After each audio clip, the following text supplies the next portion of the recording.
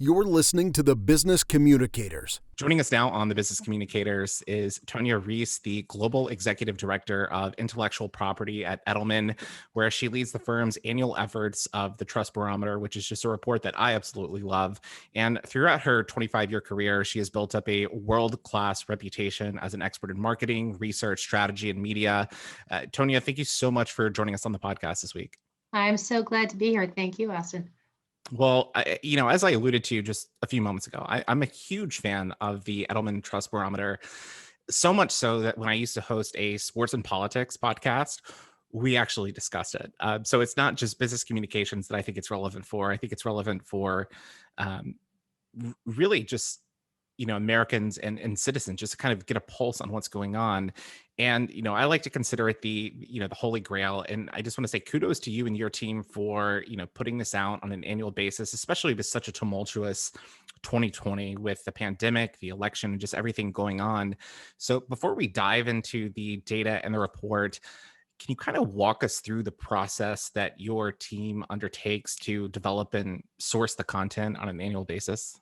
Wow. Yes, great question. Thank you so much for the compliment too. It really is a privilege to work with this team and with this project because, to your point, it is every year becomes more interesting than the last. And every year we say, "Oh my gosh, how are we going to top this next year?" And then the world just continues to throw us new ways of thinking about trust and what it means to trust an institution.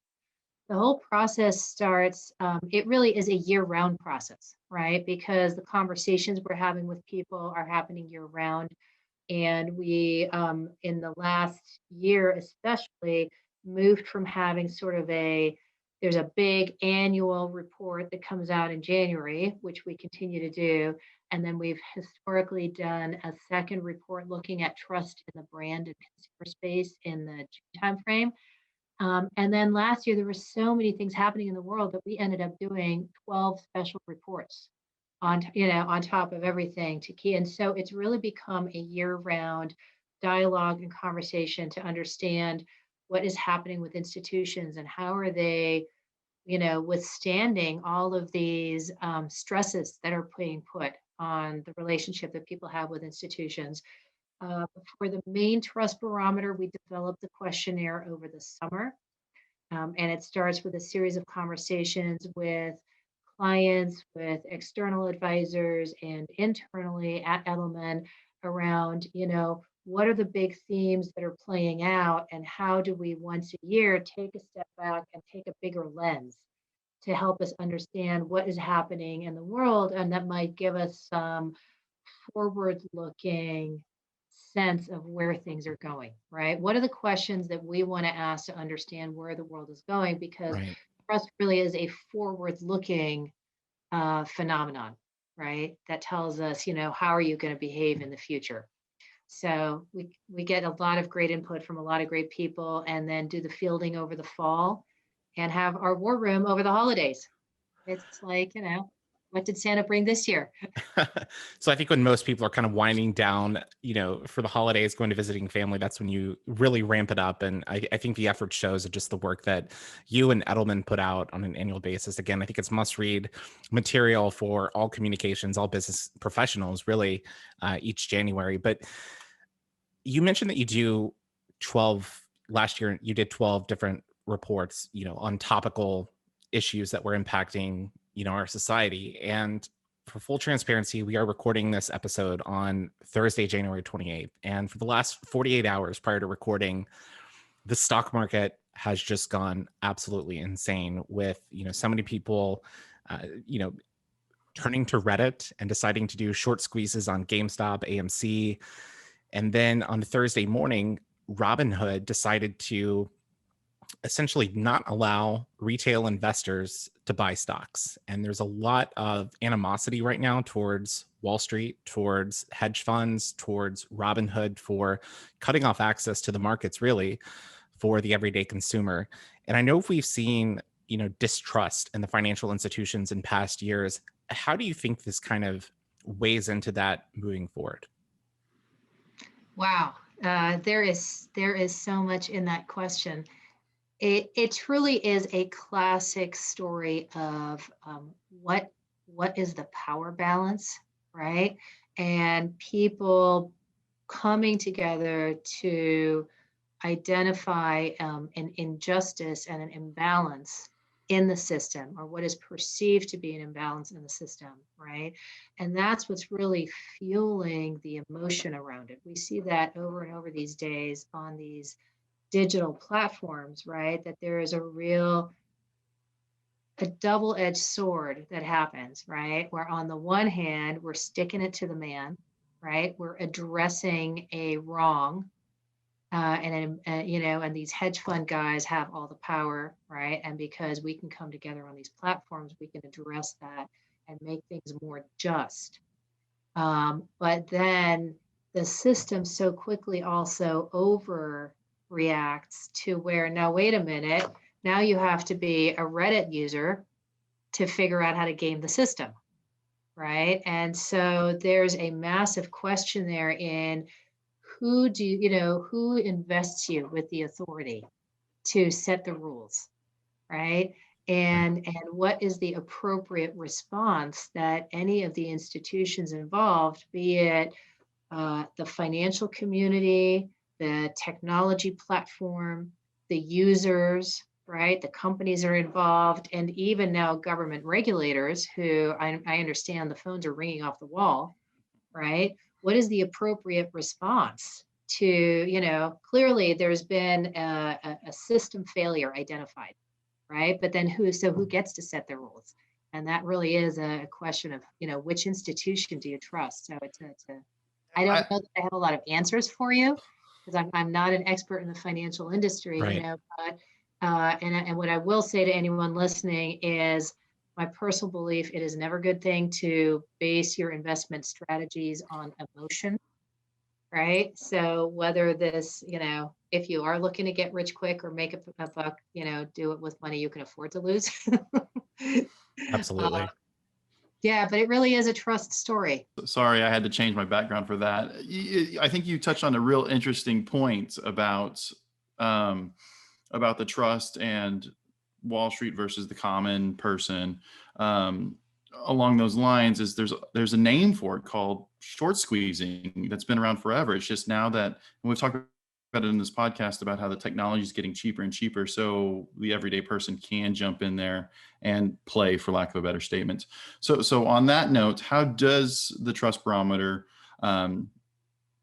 change over time? But what are the most trustworthy sites, not just for the financial side, but for for news, media, politics, individuals, and how do you see that changing from year to year?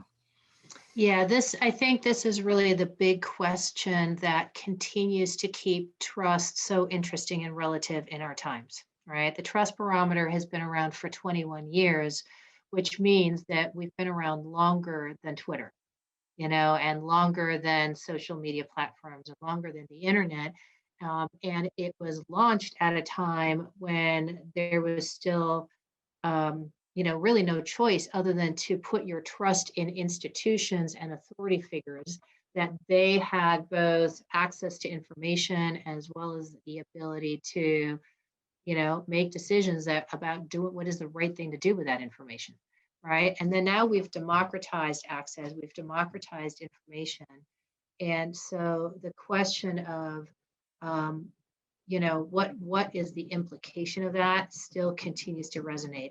We've seen years where experts, right, and the credibility of academic experts and technical experts has dropped year after year after year, to where a person like myself became more trusted, right? So somebody I know on Facebook who says whatever they say, I'm going to more likely to believe what they're saying than what an expert says. And then after the 2016 election and all of the revelations in the following year around, the extent of the misinformation, disinformation, fake news, and what was going, and the extent to which our information system was not trustworthy and polluted, right? All of a sudden, we saw a sharp reversal. Experts went back up. Day-to-day people, regular people went back down in credibility. What has happened this year however, that is a real, sobering finding, and this is true in almost every country, including the US, is that the credibility of experts and people like myself have both gone down, right? So we're at a point, and this is why our theme this year, this January, is about declaring information bankruptcy. We just simply don't know anymore who to believe, what to believe. Traditional news sources, social media, search, all of those as information sources are at all-time lows in trust.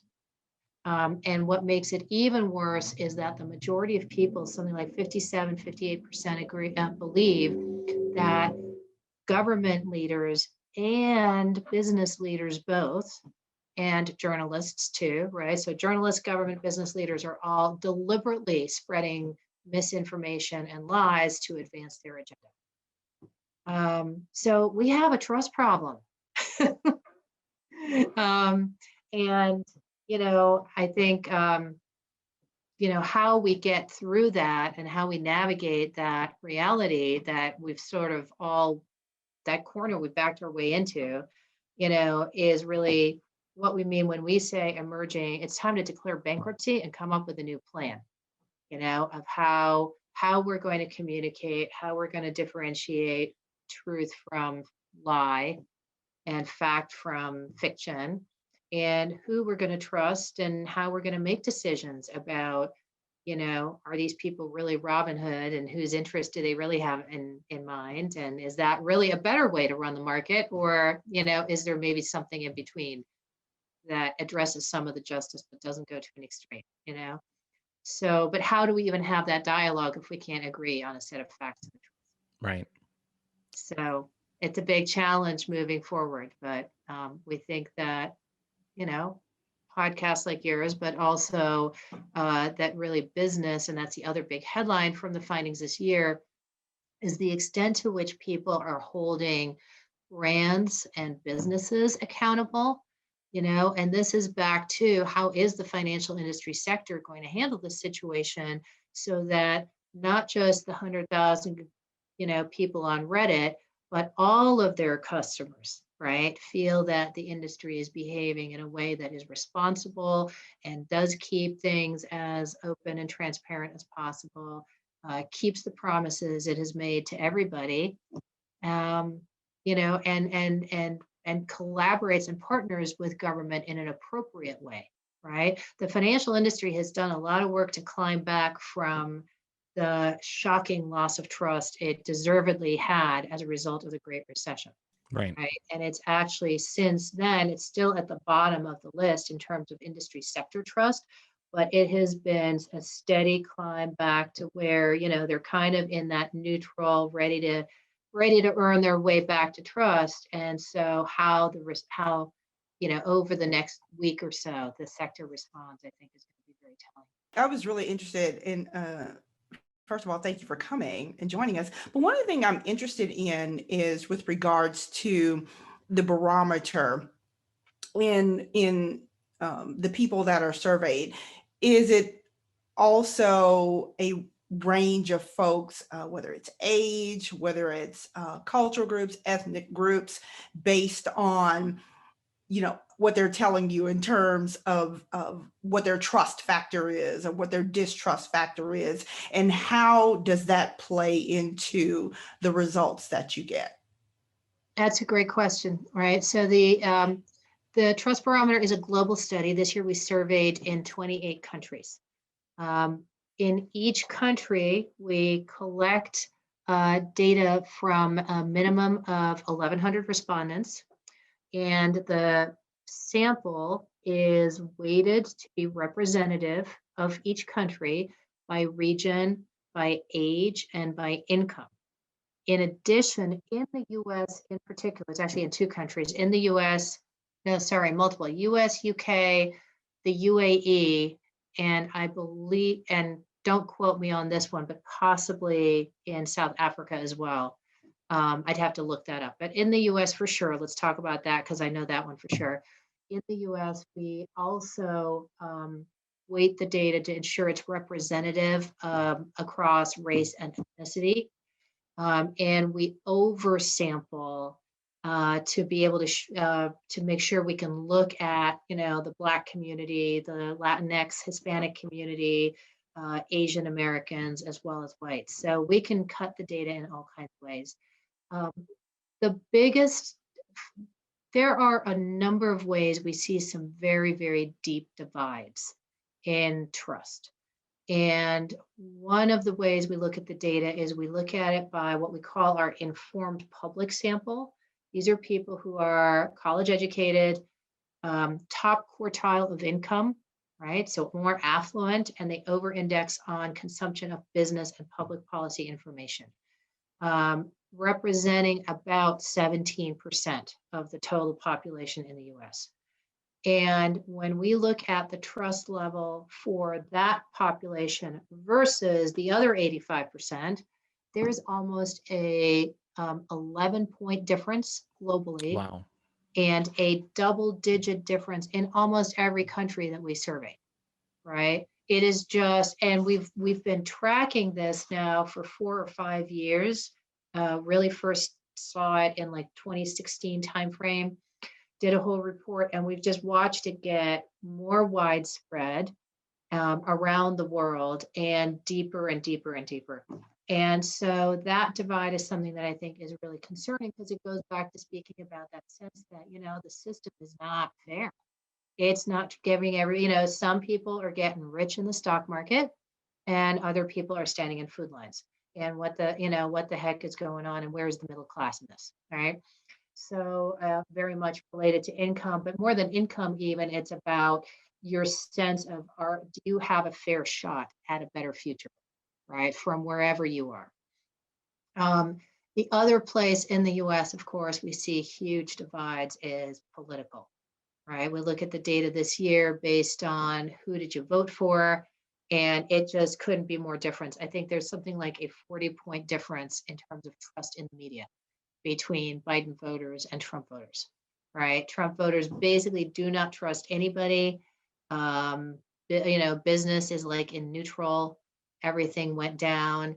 And the only thing they can agree on is both groups trust their employer CEO, right? That is the only sort of societal leader who is trusted and credible among Trump supporters of all the ones that we measure. So it reinforces, again, I think, that really important role that employers play, because they are trusted, in helping to address some of those divides and some of the misinformation, right? And whether that's taking on societal issues. I mean, people want their employer to take on issues, right? To be a source of information that is credible. Some people say mask work and other people don't. Well, what does my CEO say?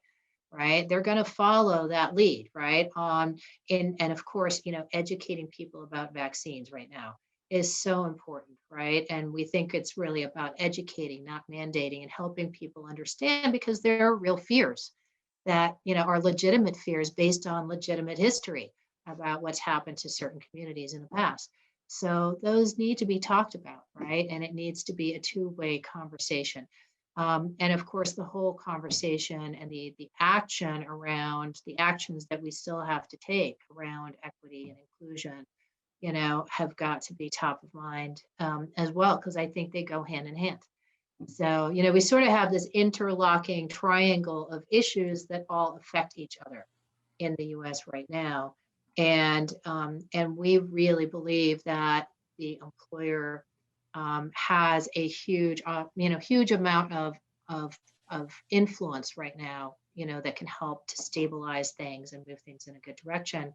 And that influence goes beyond just your direct workforce, right? There's also your employees' families, right? There's your local community, and a good employer is trusted and respected in the local community. I'm kind of interested because you discussed the CEO element, and both Hattie and I work for BP at the moment, and Bernard Looney is CEO. In comparison to him with Bob Dudley, who he replaced back in February, Bob was more going for that traditional media, someone that would interview with Wall Street Journal, New York Times, Bernard has taken a little bit of a different path, very much engaging on LinkedIn, Yammer, Instagram. He's trying to share his thoughts on social justice issues, corporate social responsibility. But I'm kind of curious, at what time does the public maybe raise an eyebrow and wonder if these CEOs or, their company can really be trusted on all of these issues, especially when they don't have necessarily the experience within the country? For example, at BP, Bernard's based in London, commenting on some of the US issues.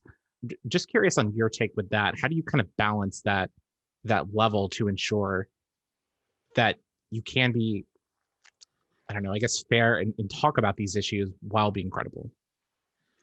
Well, depending on who you are on the issue, maybe you shouldn't be talking, maybe you should be listening, right? Very good point. And I think people also have to be straight about which comes first, right? And we think that before you talk, you also have to take some action, right? Because your talk is going to sound really hollow, without any action to back things up.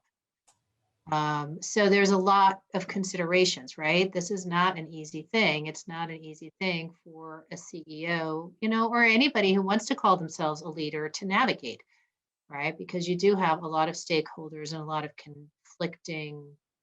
potentially conflicting interests, right? So how do you navigate that? But it's to me, it's an absolutely essential skill, if you want to be a CEO of a company with a trusted brand, that you know how to do this, right? For your employees and for the rest of your stakeholders as well. Pick issues where you can make a difference, right? And convene conversations, and find ways to, start with your employees, right? Always start at home, right? And what are the things that they're passionate about and that matter to them, right? And how do you become an advocate for those issues, right? And how do you empower your people to make a difference and take action? Because when we talk to employees about what makes you trust your employer, right?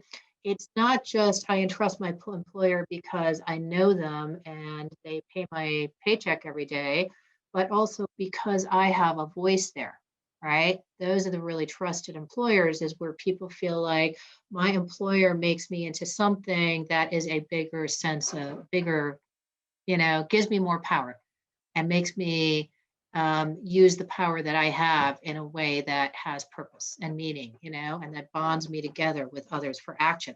Those are trusted employer relationships, right? So how do you create that, and how do you start at home to sort of identify ways that you can make a difference beyond the business? What are some advice that you would give to companies, to the media, to the politicians to start building that trust back? And you touched on actions speak louder than the words. What are some, tidbits that you could share with all of us, whether it's the voice of employee, voice of customer surveys, town hall meetings, internal podcast, external podcast, donations, etc. Yeah, all of those things, right? But I think, look, we could talk all day and it's going to be so specific to your business and what your size is and what your resources are, right? So maybe the most useful thing would be, what are the principles that we haven't talked about, right? We've talked about the fact that you have to have a bigger mandate, right? That I can't emphasize enough that part of that mandate today has to be about how can you be an information conduit? How can you stand for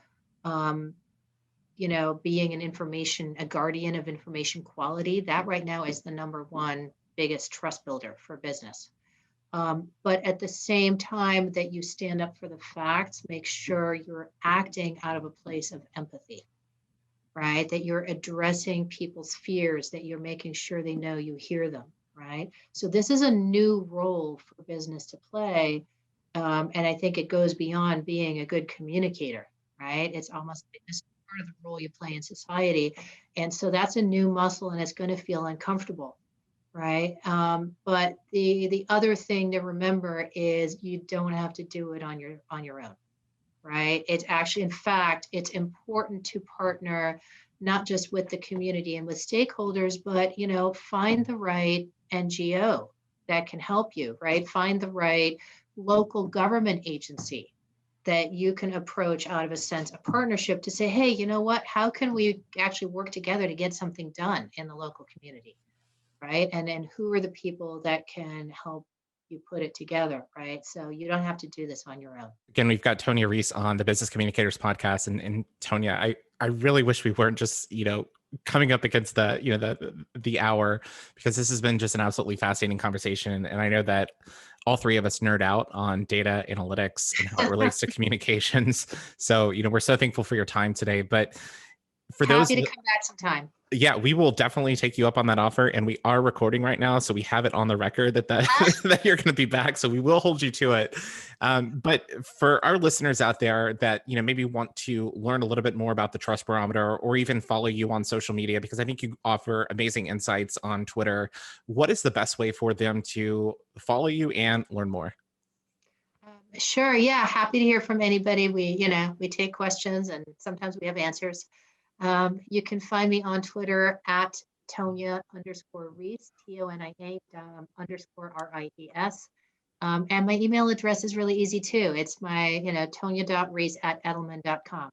So hit us up, and if I don't know the answer to your question, I'll get it to the right person who does. Well, again, thank you so much, Tonia, for joining us on the Business Communicators podcast. And for our listeners out there, we definitely encourage you to head over to Edelman's website and just look at all the amazing graphs, the report. It's definitely a critical tool that I think your company or business could use to, help develop your communication strategy moving forward in 2021. Tonia, thank you so much for joining us. Thank you. You've been listening to the Business Communicators.